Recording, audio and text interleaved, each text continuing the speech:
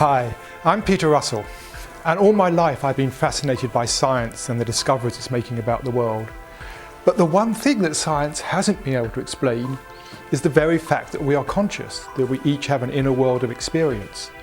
It's easier to explain how life evolved from simple cells into human beings than it is to explain why any of us ever has a single conscious thought. And yet the very fact that we are conscious is the one thing we cannot deny. This is the great mystery of consciousness. Why do we have this capacity for inner experience? And it's not just human beings that have it. I often hear scientists say that animals aren't conscious. But is that really so? And when I see a dog lying on the floor asleep and its legs are twitching and its nose is quivering, I imagine it's dreaming, and if it's dreaming, it's having an experience. And also, why else would we bother giving our pets anesthetics when we operate if we didn't believe they were conscious? Why would we want to make them unconscious? The difference with human beings is that we know that we know. We are conscious that we are conscious. Now, one way of thinking about consciousness is to liken it to the light inside a film projector.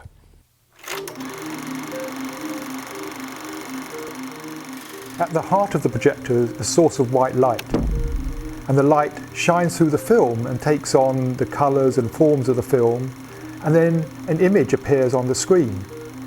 Now what we're actually seeing is just shaped light, but we get so engrossed in the movie, the stories, the feelings we're having, the sadness, the horror, the excitement, that we forget it's all just a form that light has taken on.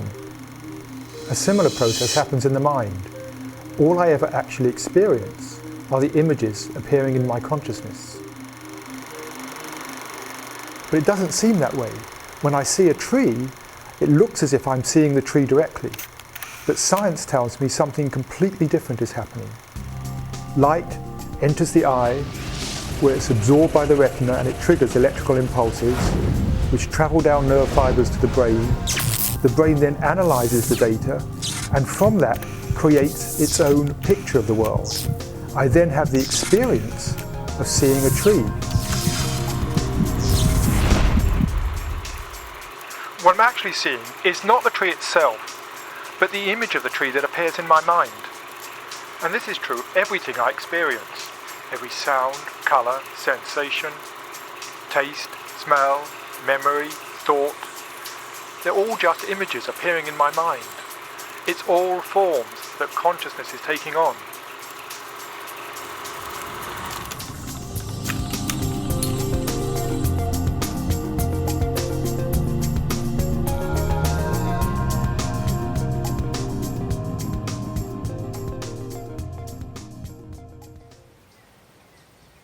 But where does consciousness itself come from? This is the great mystery. It may be that one day we'll understand the brain so well that we know the exact physical processes that go on when we have the experience of seeing a tree. But even when we do, the question still remains of why is there consciousness in the first place? Why doesn't all this brain activity go on in the dark? This is what philosophers call the hard problem of consciousness. How is it that something as unconscious as the matter of the brain can ever give rise to something as immaterial as an experience? I think it's not actually a hard problem so much as an impossible problem. Impossible within the current paradigm. In some ways, we're like the medieval astronomers who were locked into the view that the Earth was the centre of the universe, with the sun, moon and stars orbiting around it.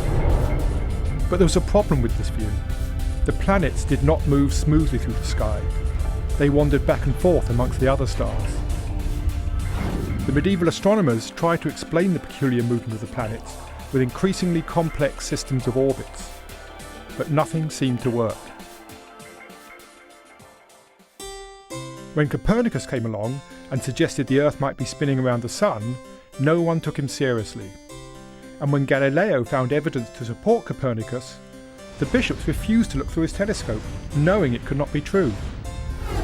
It was only 100 years later, when Sir Isaac Newton did the math and proved the new view was correct, that the paradigm was finally established. Today we're in a similar position regarding consciousness.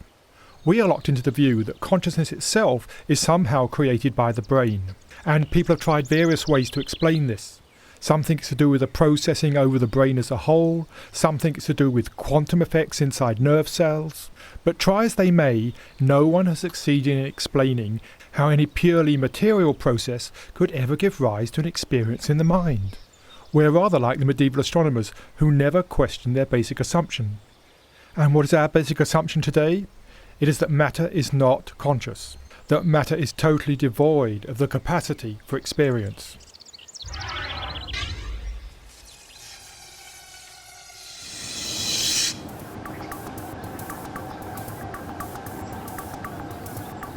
An alternative assumption, and one that's being taken seriously by a growing number of people, is that the capacity for experience is present to some degree in everything. Awareness itself isn't something that's created by the brain. It doesn't suddenly appear as if by magic out of nowhere once a particular arrangement of the nervous system has evolved. The capacity for experience is there all along. Now, this isn't actually such a new idea. You find it's a common theme in Eastern philosophy, many Western philosophers have explored it, but it's never been taken seriously by Western science. What happens if we do take it seriously?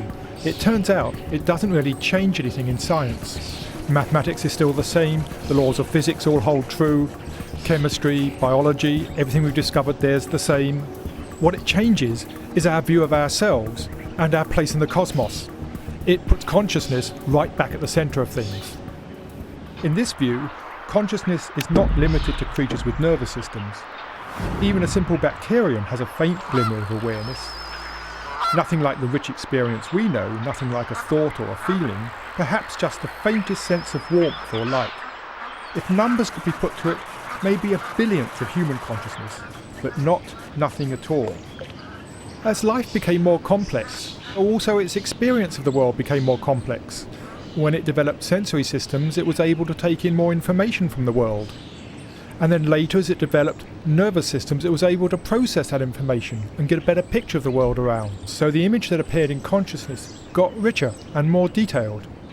And then with human beings, evolution took another step forward, because we not only see the world and hear the world in all its incredible detail, we can also think about our experience. We can reflect upon it. And we can also then begin to reflect upon ourselves and the fact that we are experiencing. And we notice that we are conscious.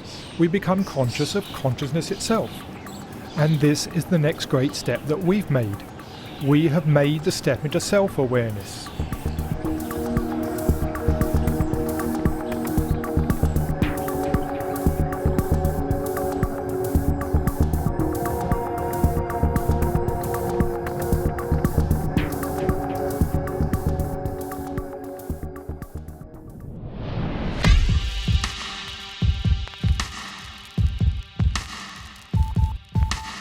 With self-awareness came a sense of a self, of an I that is aware. But what exactly is the self, this feeling of I that we all know so well? This is the second great mystery of consciousness. We use the word I so much, you'd think we knew what we meant by it. But as soon as you try to define this thing we call I, you run into problems. Who am I? How do I define myself? Peter Russell? That's just my name. A writer? That's an activity from my past. A man? I have a male body, but I can imagine myself in a female body.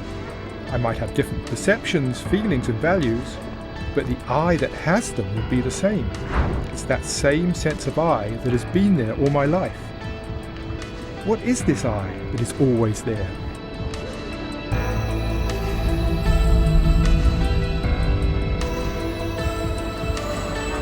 To know what the self really is, we need to carefully observe our own consciousness. And this is the path that many spiritual seekers have explored. They've looked deep within their own minds, trying to find the essence of self. And they all come up with the same answer. There's nothing there. No thing we can call the self. This sense of a unique, separate individual self turns out to be an illusion, albeit a very convincing illusion. This feeling we call I is just a feeling of being conscious. Many experience it as simply a sense of being.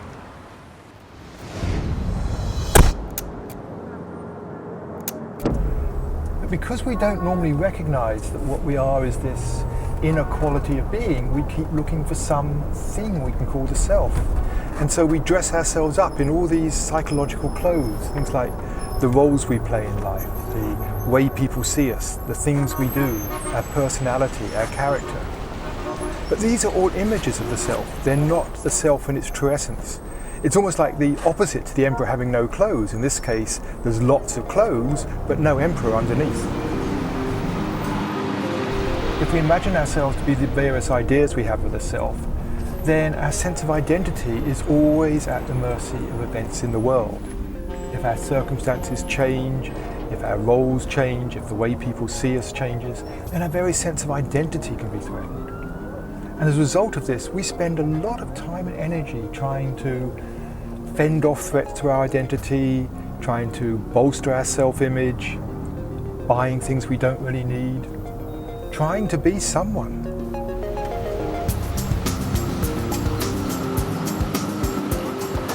On the other hand, when we discover what we really are, when we discover this sense of being that's always there underneath, there comes a sense of liberation. There's the realization that we don't need to do anything in order to be anybody. And with that, the mind relaxes. There's a sense of deep relief.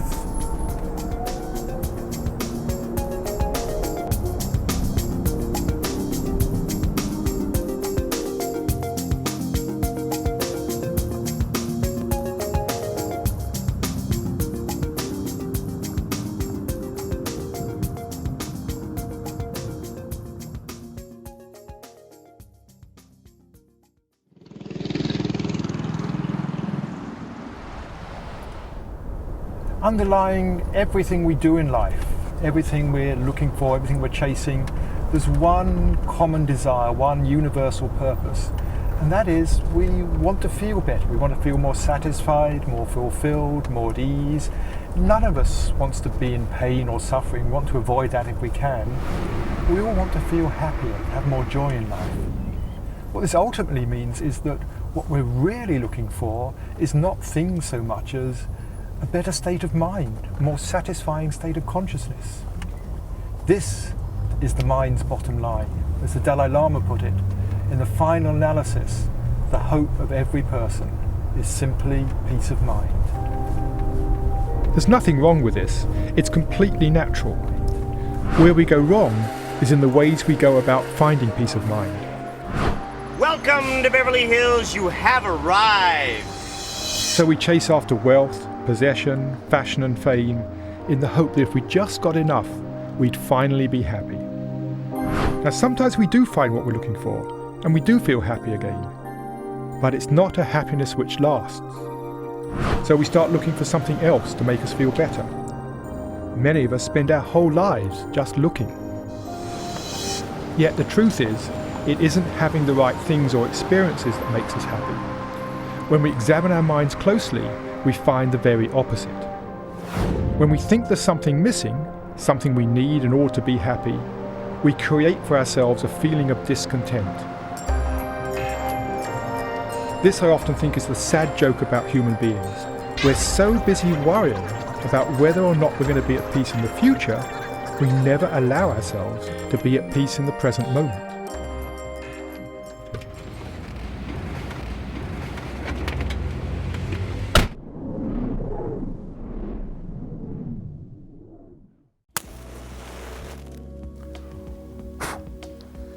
How can we be more in the present? In itself, it's quite simple. It's just a matter of relaxing the attention and opening our awareness to what we're actually experiencing. Just noticing the actual sensations in your body, flowing of the breath, the feeling in the hands. Just noticing what is, as it is, without thinking about it. Our experience of the body is always in the present moment. It's our thinking about it that takes us out of the present. The mind's been so deeply ingrained to think about what's going on that very easily it jumps in and off again on some train of thought. When you realize that has happened, just simply relax the attention again and once more become aware of what is actually happening in the present moment. The practice itself is simple, like any other practice. It's just a matter of repeating the process again and again, and gradually it gets easier and easier.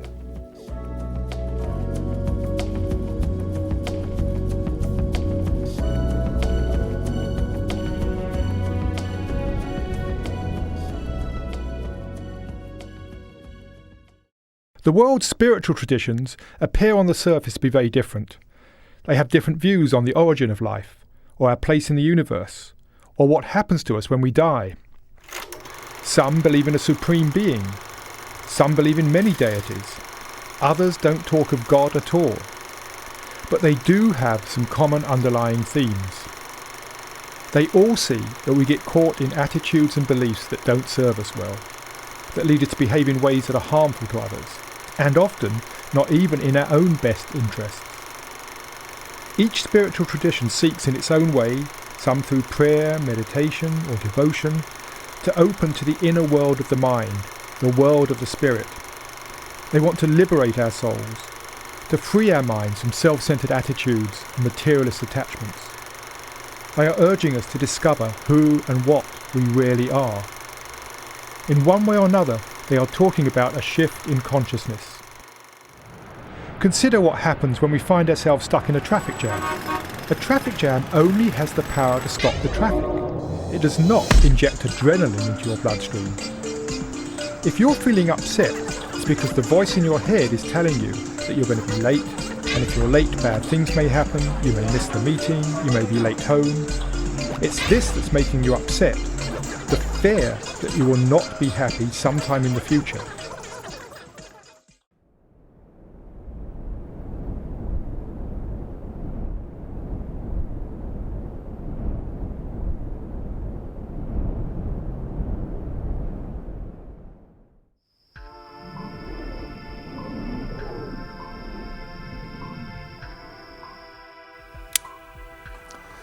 Western science has been remarkably successful at explaining the world around us, but it hasn't given us meaning.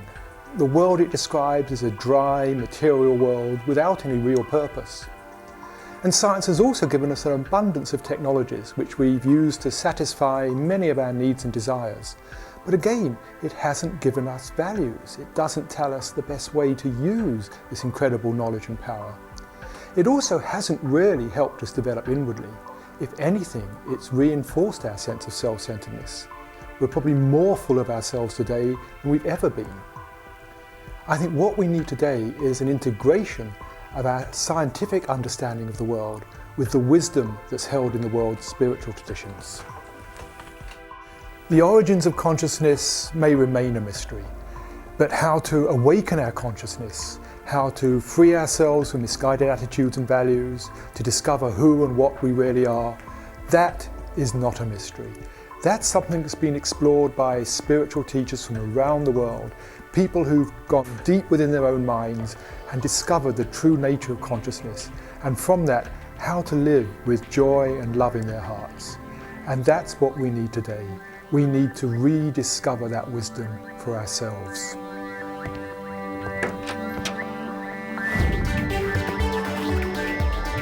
The next great frontier is not outer space, it's inner space.